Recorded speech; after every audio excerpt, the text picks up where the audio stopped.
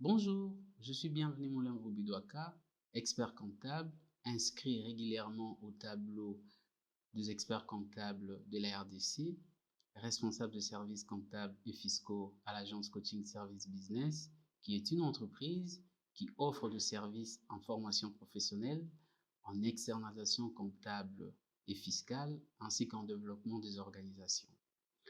Chers chefs d'entreprise, retenez que en République démocratique du Congo, tout le 15 du mois, vous devez souscrire et déclarer à ces deux principaux impôts. L'impôt professionnel sur les rémunérations qu'on appelle IPR en sigle et la taxe sur la valeur ajoutée qu'on appelle communément TVA pour les contribuables qui sont assujettis à la dite taxe. Bien évidemment, d'autres taxes et impôts peuvent être exigés selon votre secteur d'activité parce que vous devez retenir que chaque secteur d'activité a ses impôts qui sont aussi par moments spécifiques. Par exemple, je parlerai de secteur extractif. Là, je vois le secteur minier et le secteur pétrolier. Ils ont des impôts, certains impôts ou taxes qui sont spécifiques par rapport à leur secteur. Mais aujourd'hui, j'aimerais vous parler de l'importance de l'échéance fiscale du 30 avril 2022 relative à la déclaration de l'impôt sur le bénéfice et profit, IBP en sigle. C'est un impôt cédulaire sur le revenu tel que prévu par la loi de 1969. Sa base imposable est de 30% de votre résultat comptable.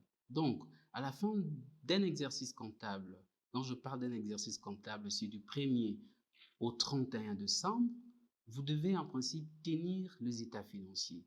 Et dans les états financiers, il y a un état financier qu'on appelle le compte de résultats. Et en déterminant les résultats comptables, cela vous donne la matière imposable pour défalquer le 30% des résultats fiscaux que vous devez payer à l'État congolais lorsque vous avez réalisé votre bénéfice.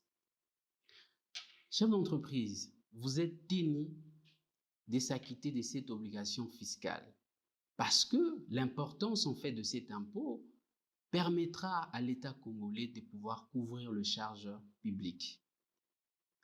Son paiement en temps indiqué du 1er au 30 avril 2022 vaut son pesant d'or et s'effectue dans différentes banques de la place.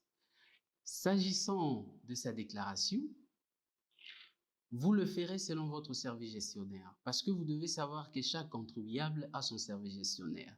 Soit on est géré au CIS qu'on appelle au centre des impôts synthétiques, soit on est géré au centre des impôts de votre ville. Donc là, je parle de chaque province parce que dans chaque province, il y a un centre des impôts de Kinshasa ou un centre des impôts de Okatanga, ainsi de suite, ainsi qu'à la direction de grandes entreprises. Alors, quand je parle de la direction de grandes entreprises, que généralement en sigle on appelle DGE, la DGE ne prend en compte que les contribuables qui réalisent un chiffre d'affaires supérieur ou égal à 2 500 000 $.